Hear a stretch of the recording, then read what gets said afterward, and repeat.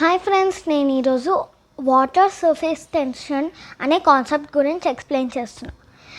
ఇక్కడ మనకు ఒక బౌల్ ఆఫ్ వాటర్ ఉంది. ఒక టిష్యూ పేపర్ జెంటిల్గా ఇట్లా పెట్టడం చూసారా ఫ్రెండ్స్. ఇదిగో సైడ్ నుంచి వస్తున్నా మునిగిపోతుంది. ఇప్పుడు మనము టిష్యూ పేపర్ పైన వేద్దాం.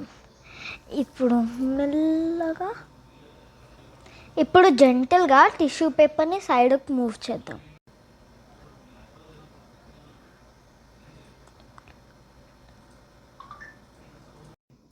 చూసారా ఫ్రెండ్స్, టిష్యూ కిందకి వెళ్ళిపోయినా ఈ పేపర్ క్లిప్ ఇంకా ఫ్లోట్ అవుతుంది. This is due to water surface tension. నేను సర్ఫేస్ టెన్షన్ ఇంకో ఎక్స్పెరిమెంట్ త్రూ చెప్తాను. ఇది హాఫ్ ఫీల్డ్ ఉంది కదా, సో అది కింద పడిపోతుంది. కానీ ఇక్కడ స్కిన్ దూరం జెంటల్